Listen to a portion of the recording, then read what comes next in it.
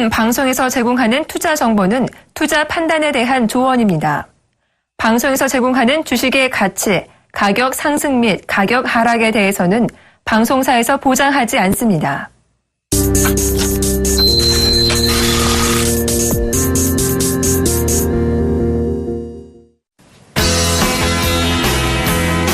시청자 여러분 안녕하십니까. 5월 18일 월요일입니다. 대박플러스 시즌3 여러분의 월요일을 책임지고 있는 양경석 멘토입니다.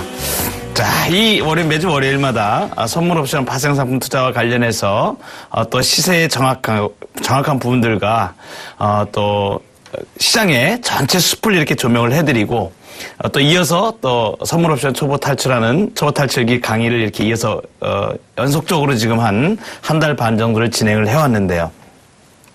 지난주까지 제가 이렇게 말씀드린 내용들을 쭉 검증을 해보니까 한 주 정도 약간의 오차 정도 숲을 조명하는 부분이 약간의 오차가 있었을까 거의 퍼펙트하게 한 6, 7주 정도가 제가 말씀드린 대로의 시장 방향이 그대로 맞았더라고요.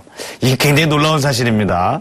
그래서 아마도 팬이 이렇게 점점 많아지시는 것 같아요. 특별히 대박 플러스 시즌3가 장안에 지금 화제로 이렇게 떠오르고 있습니다. 매주 월화 수목금 이렇게 가면서 내용도 또 다양할 뿐더러 깊이가 상당하다는 그러한 평을 지금 듣고 있는데요. 특별히 이 월요일 이 시간에는 굉장히 중요한 시간이죠. 한 주가 결정되어지는 월요일이기 때문에 그 주간에 투자의 전략을 세우고 방향을 설정하는데 굉장히 중요한 문제들을 말씀을 드립니다. 그래서 제가 시장 상황을 아주 면밀하게 또 비교적 다른 시간보다 많이 시간을 할애를 해서 지금 시장을 어떻게 읽으시고 어떻게 대응하셔야 되는지, 그리고 특별히 파생상품 투자하시는 분들이 어떠한 부분을 중요하게 생각해야 되는지 이런 부분을 말씀을 드리거든요.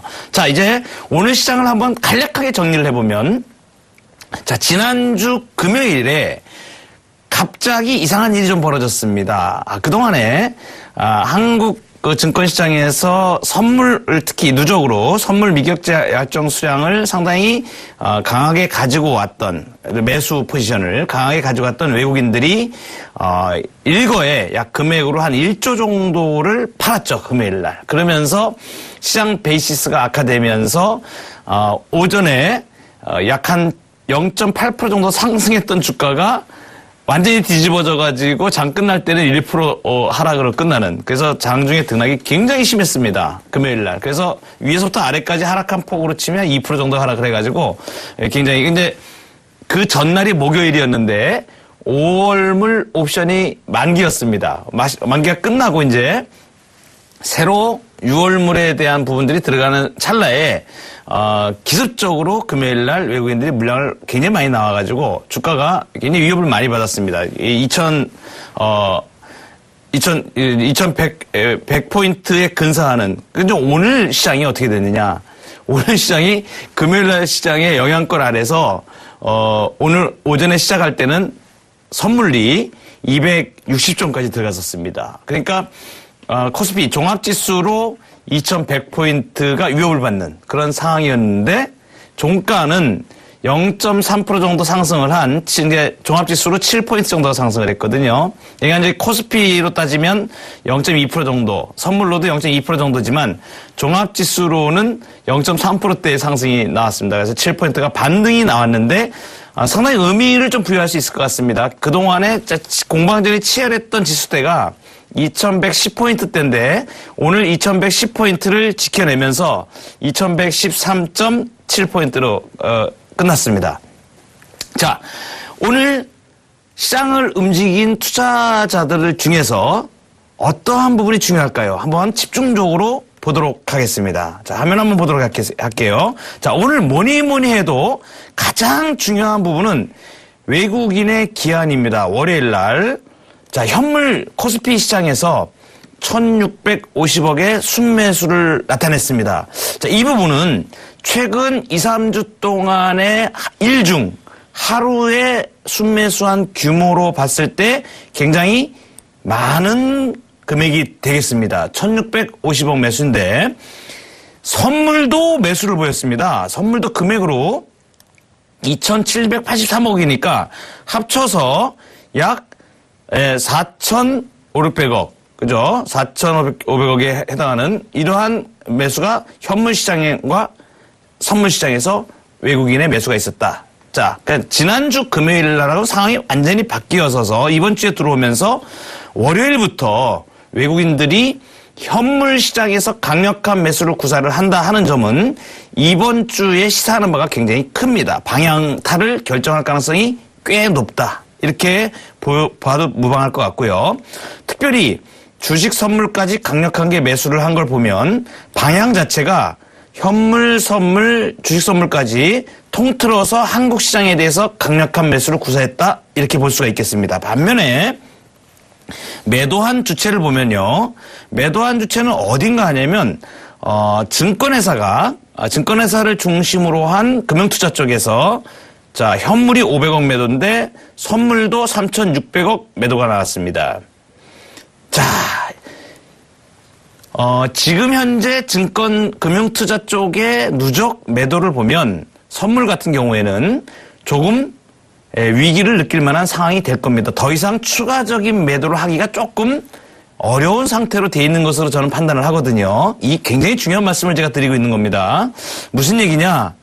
시장 여건이 상승 방향으로 턴을 하게 되면 금융투자 쪽에 매도됐던 부분들이 환매수가 들어올 가능성이 높아진다 하는 부분을 파생상품 하시는 분들은 참고로 하셔야 될 겁니다. 자, 볼까요? 그러다 보니까 어떻습니까?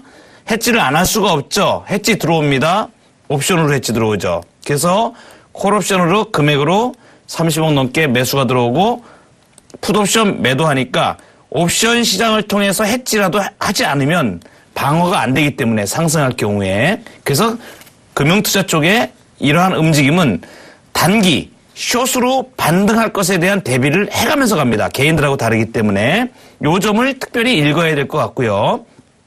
아주 중요한 부분이 지난주에 이어서 선물 시장에서 강력한 매수를 보이는 국내 기관 중에 투신이 있습니다. 오늘 1,870억의 선물 매수가 있었고요. 자, 투신의 매물은 현저하게 줄어드는 형태로 나옵니다. 자, 이와 더불어서 오늘 선물 시장에서 연기금이 800억의 매수를 보였습니다. 순매수를 보였습니다. 연기금은 선물 시장에서 강력한 매수를 잘 구사를 안 하는 기관입니다. 특별히 현물과 선물을 동시에 매매를 하기 때문에 서로 해지를 하거나 하는 정도의 매매인데 오늘은 규모로 봤을 때 연기금이 800억에 달하는 선물 매수한 것은 굉장히 강도가 좀 센 편에 속하겠습니다. 자, 이렇게 통틀어서 봤을 때 오늘의 반등 시장의 주 힘을 쏟은 그러한 투자 주체는 단연 외국인으로 되겠고요. 현물 시장에 1,600억이 넘는 현물 매수가 최근 3주 동안에 1중 매수 규모로는 굉장히 큰 거다라는 부분을 감을 잡으시면 어느 정도의 이번 주의 방향에 윤곽이 나오지 않겠나 싶습니다. 자, 수급만 제가 봤는데요. 이번 주에 중심적으로 생각을 해야 될 재료 측면을 제가 말씀을 드리도록 하겠습니다. 첫 번째는 그리스 문제에 대한 유로존의 그리스 문제에 대한 악화된 심리가 다소 누그러질 것이다라는 점입니다. 왜 그러냐면 지난주에 그리스에서 일부 처음 돌아온 그 채권을 IMF의 가품에 따라 가지고 디폴트 위기를 벗어나는 상황으로 됐습니다. 자세한 내용은 굉장히 복잡한 내용들이 있기 때문에 다른 내용들을 참고하시되 증권사에서 그리스 문제에 대한 시나리오를 낸 증권사가 있습니다. 모 증권사인데 D 증권사입니다. 한번 그 내용들을 보시면 도움이 많이 되실 텐데 특별히 그리스가 디폴트 위기를 상당히 벗어나는 국면으로 가면서 이제 시간적으로 6월 20일 또는 7월 20일까지 공이 넘어가는 상황. 그러니까 급한 모든 불은 다 꺼진 상태에서 협의는 되지 않았지만 그리스의 단기채를 통해서 유로존들이 합의를 해나가는 방향성이 어느 정도 설정이 돼 있다 하는 점에서 그동안에 유로존 시장의 발목을 잡았던 그리스 문제가 일단 논외로 그러니까 악재로서의 영향을 발휘하지 못하는 그러한 기간으로 들어갈 가능성이 높다는 점입니다. 자, 이것이 글로벌 마켓에서 챙겨야 될 첫 번째 문제고요. 자, 또 한 가지는 우리가 그동안에 작년과 올해 들어서 양적 완화를 필두로 해가지고 굉장한 주가를 가져왔던 전 세계 글로벌 마켓을 이끌고 있는 미국 시장에 대한 얘기입니다. 미국이 양적 완화를 한 이후에 가장 중요하게 생각하는 부분이 금리 인상에 대한 시기와 정도와 이런 문제였습니다. 그런데 금리 인상이 올해 9월 달 정도에 될 거로 예측을 했었는데 유로존의 양적 완화와 더불어 가지고 그 쿠션이 조금 박자가 좀 늦어지더니 이제는 경제 지표에 대한 문제들이 소위 말해서 FOMC 회의를 통해 가지고 거의 9월 달 정도, 뭐 6월이냐 9월이냐 뭐 금리 인상 시기를 놓고 했던 것이 또 이제 지난번 FOMC 회의에서는 금리 폭에 대한 인상 폭도 반 정도로 줄어들더니 이제는 그 시기도 지금 어떤 얘기들이 나오냐면 9월이 아니라 이제 내년으로 더 넘어가야 되는 거 아니냐. 경제 지표가 그만큼 못 따라간다. 이런 얘기들이 지금 나오기 시작하는 겁니다. 물가가 연준에서 자기들이 컨트롤이 가능한 그러한 상황까지 들어오게 되면 금리 인상에 대한 시점을 언급하기가 굉장히 부담이 없는 상태인데 지금 연준의 입장에서는 그러한 부분들을 과감하게 행할 수 있는 그러한 상황이 아닌 것으로 판단이 되어서 금리 인상은 내년으로 가야 된다라는 그러한 논리들이 등장을 하기 시작합니다. 자, 이러한 부분들에 힘입어가지고 지난주에도 보시면은 다우지수하고 나스닥 지수가 나스닥이 5,050포인트대의 최근내에 최고가를 갱신을 하면서 미국의 3대 지수가 강세 현상을 지금 공유 현상을 계속 보이고 있습니다. 그럼 지난주까지도 그런 현상을 보이면서 이번 주에도 특별히 나쁠 것이 없는 상태로 전개될 가능성이 좀 높아 보이긴 합니다. 좀 전에 제가 방송 들어오기 전에 유로존 시장의 움직임을 보니까 역시 그리스 문제라든가 글로벌 마켓에서 지난주까지 조정받은 유로존의 대표라고 할 수 있는 독일 주가 같은 경우에 보면은 주봉 모양새를 이렇게 보면은 2, 3주 동안에 주가가 20일 이동평균 아래에서 충분하게 조정을 받은 상태로 보이거든요. 그러면서 장기 이동평균선에 지지를 받고 있습니다. 그래서 반등이 나올 만한 시점이 좀 됐거든요. 오늘 유럽 시장들이 아침에 시작할 때 조금 보합권, 약보합 정도에서 출발하더니 바로 강세로 돌려가지고 강세 현상을 좀 보이고 있습니다. 유로존 시장들이 반발매가 좀 형성이 되고 있는 그런 상황으로 나오고 있습니다. 자, 20일 날 FOMC 회의록이 공개가 됩니다. 이것이 또 하나의 이번 주에 신경을 써야 될 문제 중에 하나고요. 그 다음에 중국 관련해가지고 PMI, 4월 PMI가 나오는데 이러한 부분들이 시장에 큰 영향을 많이 주지는 않을 걸로 일단 보입니다. 왜냐면 중국 시장도 지지난주에 금리 인하에 더불어가지고 주가가 4,300포인트에서 상해종합지수가 4,500포인트 상대 4,500에서 4,300이면 별로 몇 프로 조정도 아닙니다. 그러니까 굉장히 오른 것에 비해서는 굉장히 아주 가벼운 지금 조정을 받고 있다. 그야말로 숨고르기 정도라고 볼 수 있습니다. 자, 이러한 상태로 봤을 때 글로벌 마켓의 유동성에 대한 상반기 시장을 지배해가고 있는 그러한 열기는 몇 번의 조정을 통해서 어느 정도 해소가 되어지고 과도했던 부분들이 해소가 되어지고 다시 재점화를 시켜갈 수 있는 반등의 영역 가운데 또 놓여 있을 가능성이 좀 꽤 높다 이렇게 보여지고 우리 시장도 제가 이제 이렇게 보시면은 오늘 그 업종에서 보시면 업종별로 보면은 그 내수 관련주들이 이제 돌아가면서 순환매로 좀 강하게 나오는데요. 차트를 통해서 한번 좀 보도록 할게요. 이제 이 코스피 200 분석을 제가 해드리는데, 자, 이 코스피 200이 지금 차트가 이게 주봉 차트입니다. 제가 이 주봉 차트를 왜 보여드리냐면, 주봉 차트의 추세를 보시면은, 주봉 차트가 이렇게 급하게, 이렇게 지난 4월 달에 아주 급하게 이격이 벌어졌을 때, 여기서 제가 조심해야 된다라는 말씀을 드렸고 그 2주 동안에 걸쳐서 하락에 대한 얘기를 말씀을 드렸었는데 그 부분이 나왔죠. 제가 그냥 말씀드린 그대로 나왔습니다. 이게 굉장히 중요한 분석 방법입니다. 자, 이렇게 이 차트를 보실 때 차트가 주봉을 놓고서 보면은 굉장히 잘 보입니다. 주봉을 놓고 보면요. 자, 그래서 이제 코스피 200으로 봤을 때 특별히 코스피 200과 관련해서는 차트에 대한 부분을 굉장히 조명을 좀 잘 하셔야 되는데 이 종합지수하고 코스피 200하고는 조금 다릅니다. 지금 보여드리는 게 코스피 200 종합지수입니다. 그냥 종합지수 코스피 200이 아니고 종합지수인데 종합지수는 지금 여기가 이제 10주 이동 평균인데 10십자 이후에 이번 주가 지금 아침에 낮게 시작했다가 돌아서는 형태로 나가고 있습니다. 그러니까 이 딱 볼 때 지금 주가를 딱 보십시오. 이 차트를 딱 보시면 바로 이런 부분들이 보입니다. 바로 보이는 게 차트에서 이렇게 딱 확인이 되죠. 확인이. 아, 이 밑으로 잘 안 가겠구나. 그죠? 자, 이렇게 보시면 되겠고요. 그래서 반등이 조금 나올 가능성이 있겠구나. 이렇게 보시면은 조금 자세히 볼 수 있고요. 자, 코스피 200은 요거보다 조금 느립니다.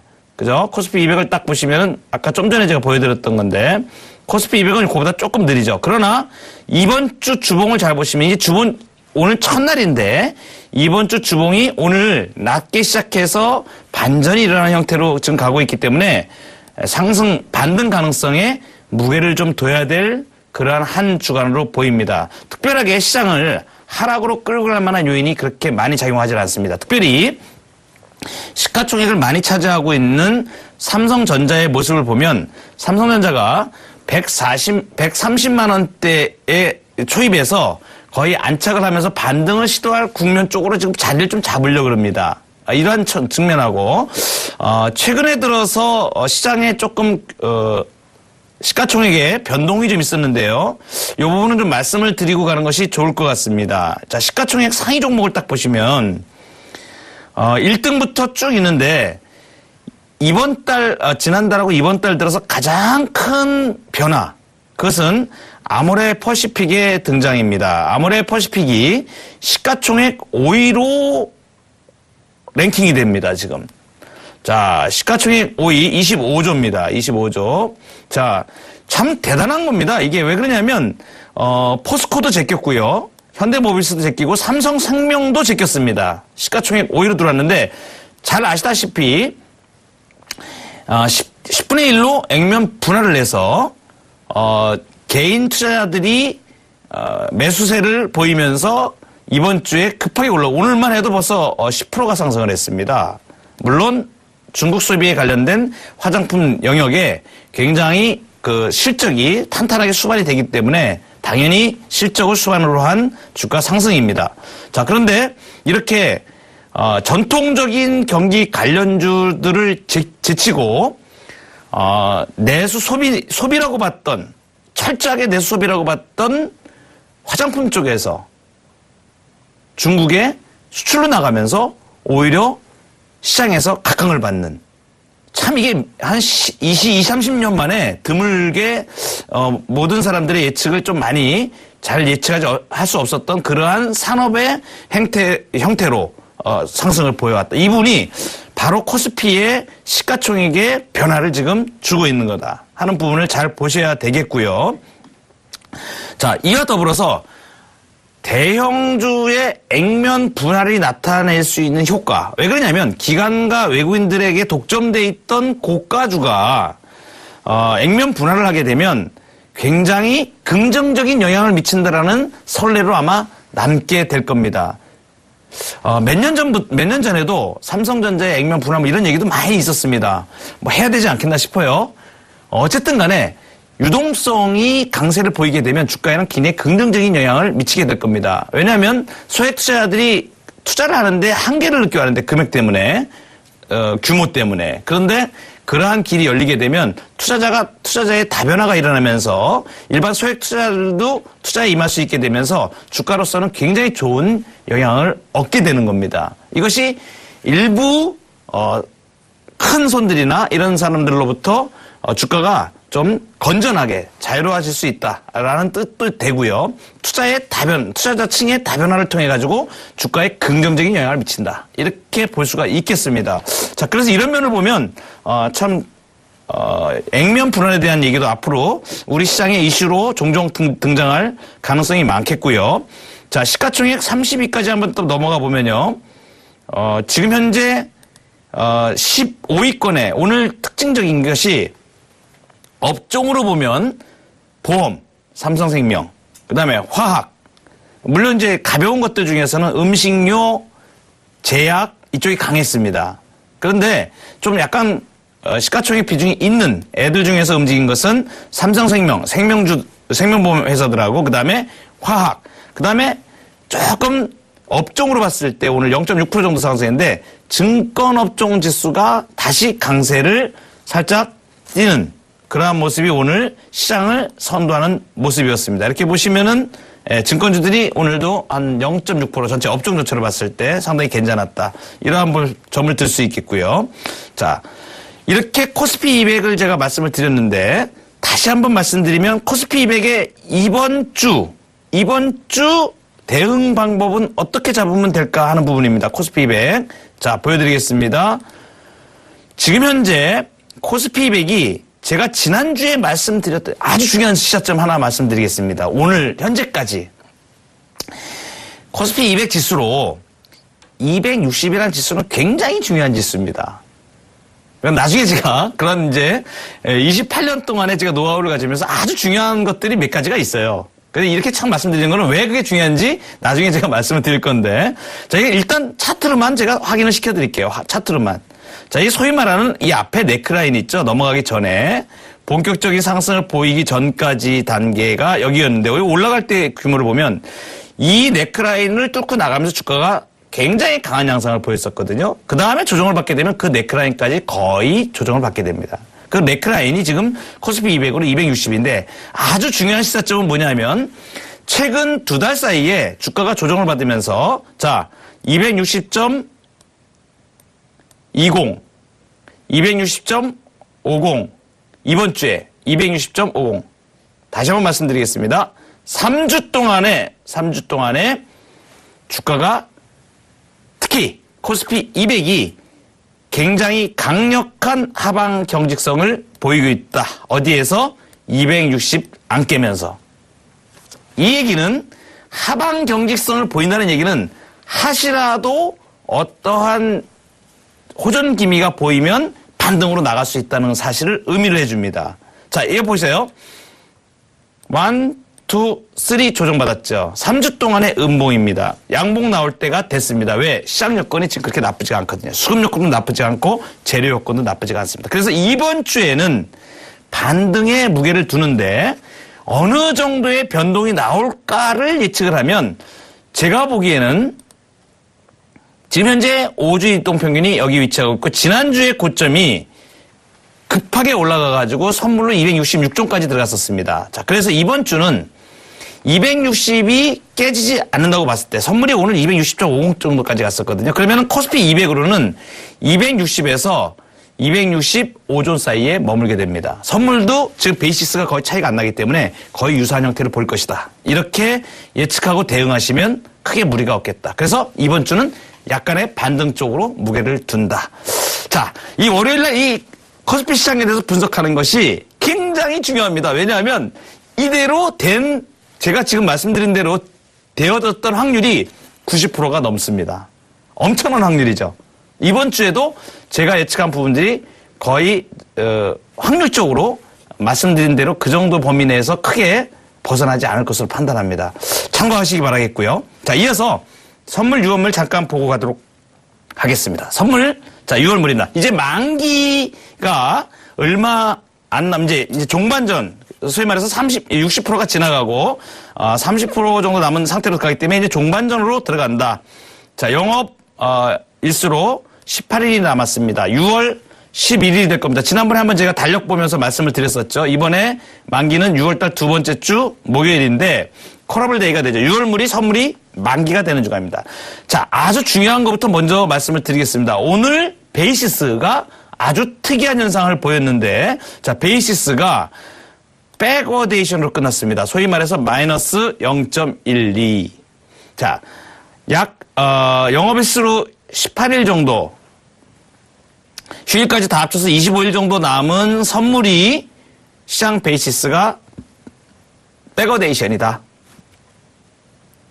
이 오늘 백워데이션을 만든 핵심적인 주체는 아까 제가 처음에 투자별 매매에서 말씀드렸던 증권회사 역할입니다. 자, 그러면 이 백워데이션의 해소도 역시 누구에 의해서 이루어질 가능성이 높으냐? 증권회사의 금융투자의 환매수에 의해서 나타날 가능성이 높다. 지금 제가 아까 그래서 처음에 투자별 매매 종합 말씀드릴 때 증권회사를 중심으로 한 금융투자의 매도 누적으로 가지고 있는 매도 미결 약정이 오히려 주가에 긍정적인 역할을 할 수 있는지에 대해서 잘 판단해야 된다. 저는 가능성을 높게 본다는 말씀입니다. 자, 이러한 부분은 시장의 변화에 따라서 다를 수 있습니다. 시장이 하락 쪽으로 간다 그러면 매도 때려놓은 걸 그냥 가져갈 수 있겠죠. 그런데 거기에 반하게 반대 방향으로 갔을 경우에는 그것이 오히려 긍정적인 역할을 할 수 있다는 점을 생각을 하시면 좋겠고요. 오늘 선물의 특징적인 것만 짚어드리자면 오늘 시가가 261.60 그래서 주가가 떨어졌었습니다. 선물 지수가 260.50까지 갔다가 얘가 누구 눈치를 보냐면 코스피 200 눈치를 봅니다. 코스피 200이 기준 주가가 되죠. 그죠? 기본입니다. 그러다 보니까 코스피 200이 260을 안 깨고 260.50 3주 동안에 오늘 아까 제가 말씀드린 그 현상입니다. 그것이 오늘 코스피 200이 하방일성을 딱 보이니까 선물이 더 이상 하락을 못하고 튕겨져 오르는 겁니다. 그래서 종가가 반전으로 끝났습니다. 물론 장중에 262를 넘어섰었습니다. 그래서 고가가 262.25 고가 여기 나와 있죠. 262.25까지 올라갔다가 종가는 261.85로 끝났지만 시가가 261.60이기 때문에 양봉의 형태가 됩니다. 선물도 오늘 주가의 형제까지 오늘 주봉을 보면 꼬리를 아래쪽으로 단 양봉으로 자리를 잡게 되겠습니다. 자, 이 주봉에서 음봉, 양봉은 굉장히 중요합니다. 여십자 도지냐, 양봉 형태로 가느냐, 음봉 형태로 가느냐. 제가 이 말씀을 자꾸 드리는 이유는 뭐냐면 그동안 참 줄기차게 몇 주 동안 한 2달 동안 보신 분들은 아시겠지만 이 분석 방법으로 제가 말씀드리는 부분이 얼마나 정교하게 시장에 맞아떨어지는가 하는 부분들을 검증하시라고 제가 한 번 더 말씀을 드리는 겁니다. 옵션 시장 한번 보도록 하겠습니다. 이제 6월물이 이제 본격적으로 시작을 되었죠. 자, 옵션 한번 보도록 하겠습니다. 야, 재밌는 현상이 벌어졌습니다. 지난주 금요일 날 선물이 1%가 하락을 하면서 261존을 위협하게 되니까 콜 프리미엄이 엄청나게 빠졌었습니다. 반대로 푸 프리미엄은 굉장히 많이 상승을 했었는데요. 자, 등가 기준으로 보도록 하겠습니다. 오늘 현재 코스피 200이 261존 위에 있고 자, 그 다음 261.97로 끝났죠. 코스피 200이. 자, 그 다음에 선물이 261.85이기 때문에 등가는 262.5가 등가가 되겠는데요.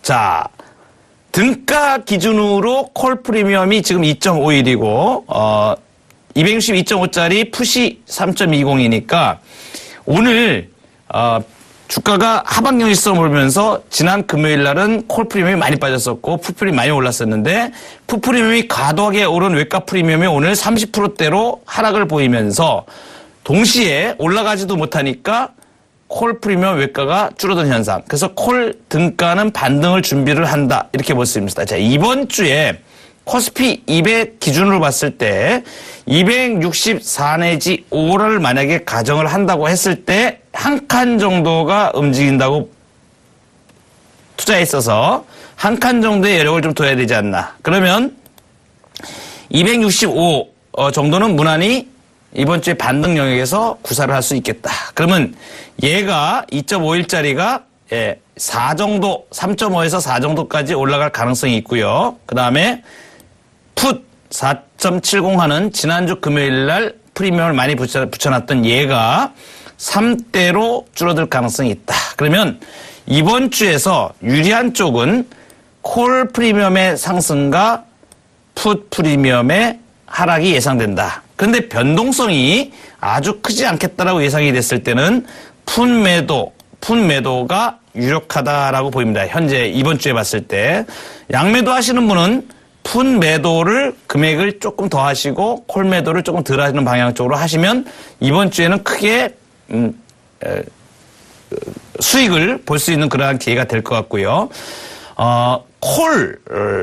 이제 옵션물이 지금 이제 처음 이제 시작해서 기간이 많이 초기죠. 지금 6월물 옵션은 지금 초기인데 이런 경우로 봤을 때 마찬가지로 이제 18일이 남았죠. 영업일수로. 자, 이렇게 봤을 때 등가 내지 내가의 콜 매수 전략도 병행할 필요가 있다고 저는 보여집니다. 물론 수익률 개념을 조금 변동성에 대해서 지금 3주 동안에 주가 빠진 거로 보면 265에서 만약에 수급 요건이 호전되거나 했을 경우는 267 위로 시도가 들어갈 가능성도 약 2주 정도에 남아있다고 보거든요. 또한 주가의 형태를 봤을 때 270도 도전할 가능성도 있습니다. 만기 전까지는. 그러한 상황을 봤을 때 위쪽 방향으로 가능성을 조금 더 두고 투자에 임하시는 것이 파생에서는 좀 유리하지 않겠나 이렇게 판단을 해봅니다.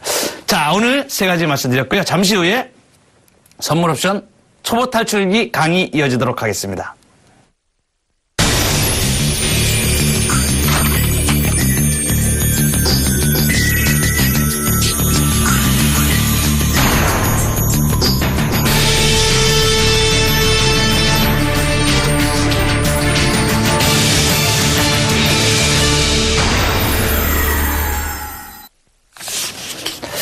네, 지난주에 증거금 두 번째 시간을 가졌었는데요. 사전 위탁 증거금 해가지고 주문 증거금, 수념 증거금, 수념 위탁 증거금, 그다음에 결제 예정 금액 이렇게 세 가지를 맞아서 사전, 그러니까 장중에 들어갈 때, 주문을 들어갈 때 필요한 증거금에 대한 내용들을 자세하게 풀어서 이렇게 말씀을 드렸습니다. 물론 이제 계산까지 다 할 필요는 없고요. 지금 오늘 말씀드리는 것도 큰 개념만 잡으시면 되겠습니다. 이렇게 돼가는 거구나. 그다음에 이제 계산하는 거는 각 증권사별로 HTS에 잘 되어 있습니다. 예정 금액을 내가 예를 들어서 증거금을 계산하고 싶다 그러면은 거기 들어가서 계산하면 되고요. 또 특별히 한 가지 안내를 드리면은 거래소에서도 PC를 통해서 증거금을 확인할 수 있는 코너가 따로 마련되어 있습니다. 그래서 내가 증거금을 현행 기준으로 얼마를 어떻게 하고 싶은데 어떠한 포지션을 내가 갖고 싶은데 어떻게 증거금을 가져야 되는가라고 할 때 그것은 자동 계산이 되니까 활용하시면 되고요. 그러한 화면에 대한 안내는 증권회사에 내가 거래하는 증권회사에 확인해 보시면 너무 자세하게 알려줍니다. 아주 자세하게 알려줍니다. 걱정하실 필요 하나도 없습니다.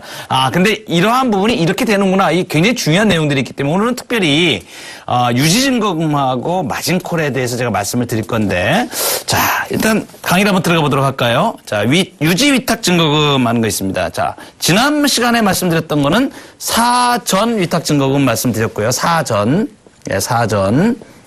그래서 주문, 그 다음에 수념, 그 다음에 결제 예정 금액, 이러한 부분은 사전에 해당한다라고 말씀드렸습니다. 사전. 사후 위탁증거금은 적격 기간 투자가들에게만 해당되기 때문에 해당 사항이 없다. 그래서 사전에 대해서만 우리가 살펴봤는데, 자, 이것은 뭐냐 하면, 내가 이제 선물을 예를 들어서, 100계약을 내가 사겠다.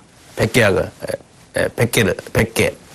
100개를 내가 사겠다라고 할 때 그 금액이 얼마큼 있어야 되고 하는 그런 부분들을 얘기를 하죠. 자, 이게 사전 위탁 증거금인데 주문을 넣을 때는 사전 위탁 증거금에 해당이 되는 거죠. 그런데 주문이 이제 체결이 됐습니다. 체결이 돼가지고 이 100계약이 선물 100계약을 내가 매수를 해가지고 있는데 100계약이면 금액이 꽤 큰 거죠. 자, 그런데 이게 오늘 장이 끝나고 나면 장 종료되면 가격이 달라집니다. 가격이 달라집니다. 자, 이거를 내일로 내가 오늘 산 거를 내일로 내가 자 가지고 넘어간다. 그럼 뭐가 된다 그랬죠? 미결제 약정이 되는 겁니다. 그래서 결제를 다 아직 하지 않은 미결제 약정의 상태로 있게 됩니다. 자, 모든 선물과 그다음에 모든 옵션은 미결제 상태로 남게 되면 가격이 변동을 합니다. 가격이 변동을 하면 내가 결제를 해야 될 금액이 달라지게 되겠죠. 자, 결제를 해야 될 금액이 달라진다는 얘기는 이익을 봤을 경우는 괜찮은데 손실이 나게 될 경우, 손실이 발생을 하게 될 경우에는 내가 감당하지 못할, 결제를 나중에 이행하지 못할 위험이 존재를 하게 됩니다. 자, 그러면 이걸 가만히 놔두면 이 미결약정이 가격이 계속 손실이 나가지고 떨어지게 되면 문제가 생기게 되겠죠. 그래서 조항을 얼마만큼의 위탁증거금을 유지를 해야 된다라는 규정을 두게 되는 겁니다. 그래서 그것을 유지위탁증거금이라고 얘기를 합니다. 유지위탁증거금. 자, 이것은 미결제 약정의 결제 불이행 위험으로부터 그것을 지키기 위해서, 해소하기 위해서 결제에 대한 부분을 보완하기 위해서 이러한 유지증거금 제도를 쓰게 되고요. 자, 이 부분은 사전 위탁증거금만으로는 할 수가 없기 때문에 사전 위탁증거금에 보완을 해서 순간마다 이 위험을 재평가를 하게 되는 겁니다. 그래서 유지 위탁증거금은 사전 위탁증거금의 보완 역할을 한다라고 보시면 되겠고요. 또 하나는 자, 이제 추가 증거금, 추가 증거금이라는 얘기가 나오는데, 이 추가 증거금이라는 얘기는 우리가 바꿔 말하면 마진콜이라고 얘기를 합니다. 마진콜. 다음 장에 나오는데 마진콜입니다. 이 마진콜은 뭐냐면, 얘가 도무지 가지고 있는 그 증거금 수준이 도무지 결제를 할 수 없는 능력이 안 되기 때문에 이 마진콜이라는 얘기는 이 금액이 안 되면 얘가 결제가 되지 않는다라고 봤을 때 이 추가 증거금을 징구를 하게 됩니다. 그래서 이 마진콜 금액은 이 금액을 산정하기 위해서 산출을 하는 것이 바로 위탁 증거금이 되겠습니다.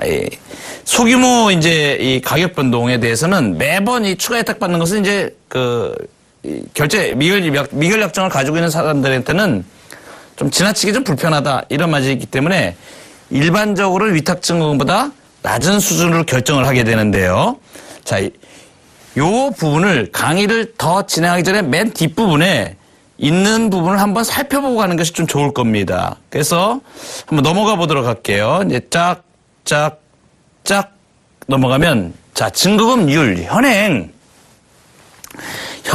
시행하고 있는 거래소의 증거금률을 보도록 하겠습니다. 이것이 얼마 전까지는 위탁증거금이 15% 돼 있었는데 자, 여기 보면 주가지수 상품에 대해서 나와 있고요. 다른 것들이 많이 있습니다. 그런데 일단 여러 가지 보면은 복잡하니까 거의 대동소이하다고 보고요. 큰 것만 말씀드리면 지금 주가지수 상품에 대해서는 5%, 7.5%, 5% 하여튼 이런 율이 이렇게 적용이 됩니다. 그런데 요 율이 채권 선물이라든가 그런 데로 가면은 3%, 2%대로 줄어들게 됩니다. 이게 이제 거래소의 그 규정을 쭉 보시면은 증거금이 다 공지가 돼 있으니까 나중에 한번 비교를 해보시고요. 코스피 200 선물하고 제일 중요한 거 코스피 200 옵션하고만 일단 보시면 나머지는 그렇게 뭐 거래가 빈번하게 있거나 그런 부분이 아니기 때문에 요 두 가지만 보시면 되겠습니다. 그래서 코스피 200 선물. 자, 코스피 200 옵션. 자, 보시면 어떻습니까? 거래증거금률, 위탁증거금률, 그 다음에 유지증거금률 다 똑같습니다. 무슨 얘기냐? 하나만 알면 똑같다는 얘기죠. 그죠? 코스피 200 선물이나 옵션이나 증거금률이 똑같다. 이렇게 아시면 되겠고요. 자, 거래증거금하고 자, 위탁증거금률 요거 하는 거는 지금 아까 말씀드린 사전 위탁증거금에 해당이 되겠습니다. 지난주에 말씀드린. 자, 그래서 주문이 들어갈 때 얼만큼이 돼야 되는가? 네, 5%하고 7.5%. 5%하고 플러스 7.5%. 그러면은 12.5%가 되겠습니다. 이것이 전에는 15% 증거금이었습니다. 이 거래증거금률이 좀 높고 위탁증거금률이 좀 높아가지고 얘가 아마 10% 정도로 돼 있었을 거예요. 그래가지고 전에는 이게 15% 정도 됐었는데 이게 좀 낮아진 겁니다. 증거금률이. 증거금률이 낮아져서 거래증거금률 5%, 위탁증거금률 7.5% 해가지고 얼마라고요? 12.5%가 사전 위탁증거금이 되고요. 그 다음에 조금 전에 제가 말씀드린 이제 미결 약정을 가지고 가면서 해당되는 유지 위탁증거금률은 몇 프로라고요? 5%입니다. 보세요. 처음에 시작할 때는 12.5%입니다. 그죠? 12.5%. 자, 유지증거금률은 5%. 그러니까 훨씬 유지증거금률이 조금 낮게 돼 있죠. 그죠? 그 이후에 일단 이 증거금률이 처음에 사전위탁증거금에서 그 다음에 유지증거금률은 5% 정도가 유지가 되면 된다. 5%로 유지가 되면 된다. 그래서 좀 더 낮은 겁니다. 유지위탁증거금률이. 자, 요 개념을 갖고선 일단 오늘 강의를 들으시면 조금 더 이해가 좀 편하시기 때문에 제가 먼저 말씀을 드린 겁니다. 그래서 유지 위탁 증거금은 얼마라고요? 예, 5%입니다. 5%. 그죠? 5%. 그래서 여기 보면 일반적인 위탁 증거금보다 낮은 수준. 아까 위탁 증거금 얼마였죠? 7.5%였죠. 그죠? 7.5%. 그런데 유지 위탁 증거금은 얘는 주가지수 200, 주가지수 선물과 옵션 공이 5%다. 자, 이것만 알면 되겠습니다. 어려울 거 아무것도 없습니다. 그죠? 자, 그 다음에 넘어가도록 할게요. 자, 마진콜이라는 게 있습니다. 마진콜. 이 마진콜은 뭐냐? 마진콜의 정의가 뭐냐? 이렇게 되는 겁니다. 예탁 총액하고 유지 위탁 증거금. 아까 5%라 그랬죠. 그죠? 자, 예탁 총액이 요만큼이 돼야 되는데, 요게 안 되면 마진콜을 당하게 됩니다. 요걸 유지해야 된다는 겁니다. 요거를. 내가 총 예탁 총액이 유지 위탁 증거금이 예탁 총액보다 커야 된다. 그 다음에 무슨 조항이 있냐면 그 중에서 얼마는 현금으로 유지가 돼야 된다는 현금 조항이 있어요. 그래서 유지 현금 예탁 증거금이라고 얘기합니다. 자, 이것이 유지돼야 될 게 애가 더 커버리면 다음 거래일 12시까지 추가 예탁을 해야 됩니다. 그래서 추가 위탁 증거금이라고 얘기하고 마진콜이라고 얘기를 하는 것이 되겠습니다. 자, 이 추가 위탁 증거금의 그럼 규모는 어떻게 되느냐? 이게 굉장히 중요한 건데 이 추가로 위탁 증거금이 마진콜이 발생을 하게 될 경우에는 유지 위탁 증거금액 수준이 아니고 전에 그 앞에 위탁 증거금액 또는 현금 위탁 증거금의 수준, 개시증금이라고 얘기합니다. 아까 처음에 개시증금 그 위탁 증거금하고 플러스되어 있는 거 있죠. 이 개시증거금 수준으로 청구를 하게 됩니다. 자, 이 마진콜 같은 경우는 굉장히 중요합니다. 그러면 이게 마진콜을 만약에 이걸 지키지 않으면 어떻게 됩니까? 이걸 지키지 않았을 경우에 다음 거래일까지 12시까지 추가 예탁을 해야 되는데 특히 이제 파생상품 거래하시는 분들은 이 증권회사 이 HTS를 보면요.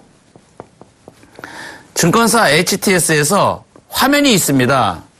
자기가 거래하는 증권에서 화면이 있는데 증거금률 화면이 있어요. 증거금률 화면. 이 증거금 화면이 따로 있습니다.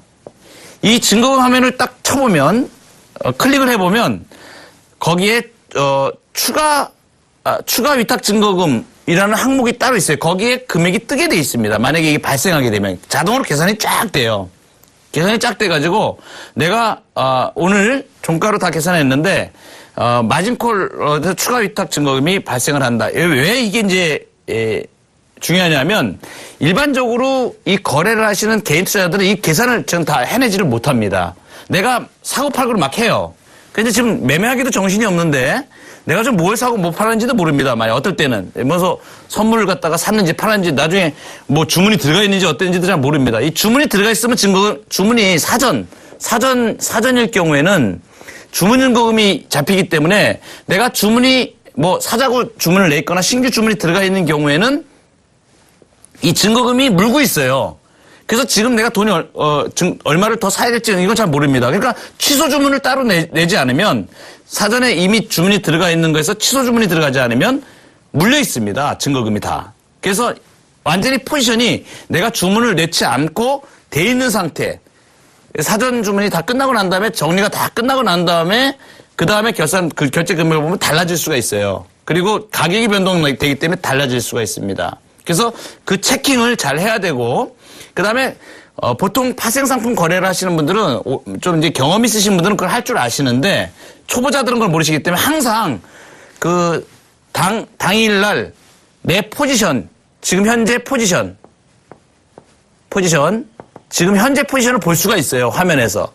그럼 이건 실시간으로 계산이 되기 때문에 실시간으로 계산이 됩니다. 그러면 여기서 예를 들면 뭐 옵션, 선물, 6월물 한 계약 매수, 옵션, 콜 260짜리 한 계약 매수 이렇게 미결 약정이 이렇게 있을 경우에 실시간으로 내가 매수 금액하고 그다음에 지금 현재 금액하고 그래서 평가 금액이 내가 지금 현재 마이너스인지 플러스인지 얼마나 이익을 보고 얼마나 손실을 보고 있는지 실시간으로 딱 조회가 가능합니다.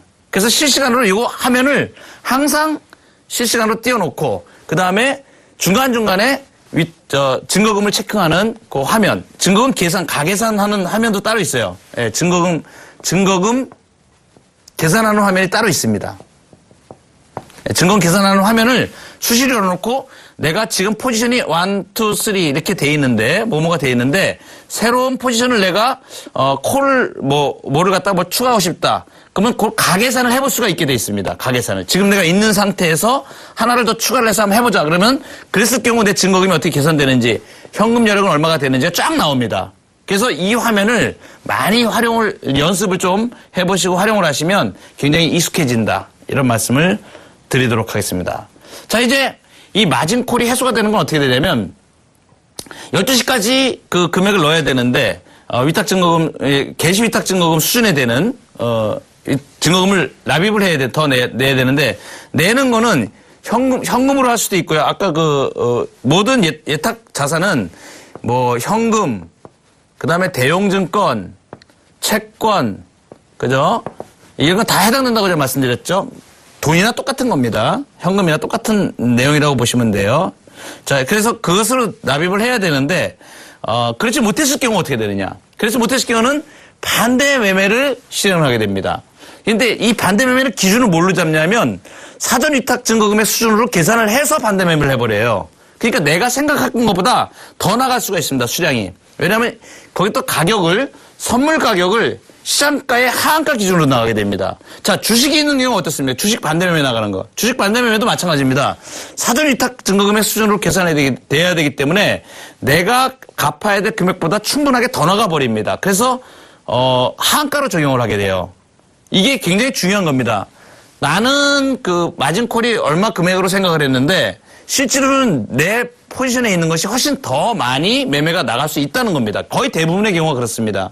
예전에 몇 년 전에도 제가 시장에서 보면 급하게 주가가 막 변동이 돼. 선물이 가격이 막 급하게 특히 이제 떨어지는 경우. 그랬을 때, 매수 포지션을 가지고 있는 미결 약정에 대해서 마진콜이 들어가는 경우, 증권회사에서 마진콜 딱 들어가게 되면 추가 증거금 요구가 들어가게 되면 다음날까지 이걸 납부를 해야 됩니다. 12시까지. 자, 이 말씀을 제가 왜 드리냐면 아주 중요한 겁니다. 그래서 내가 포지션을 가져갔을 때 항상 포지션에 레버리지, 처음 시간에도 그 말씀을 드렸는데 레버리지에 대해서 신경을 많이 쓰시라는 겁니다.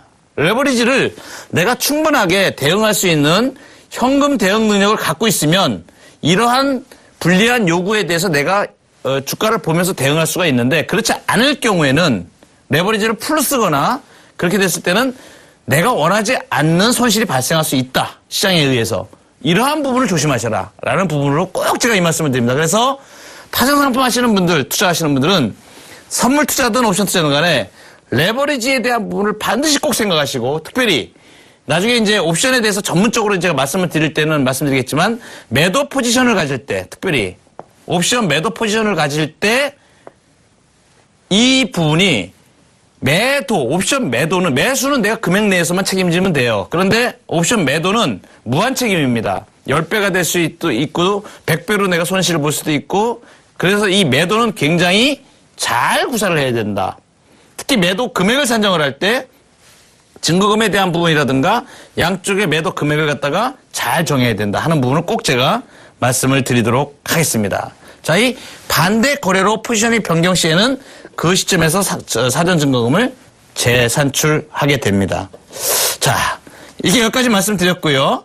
자, 이제 아까 보여드렸던 한 가지 말씀드리고 마무리를 좀 짓겠는데요. 지금 현재 코스피 200 선물 옵션 거래 증거금률 5%.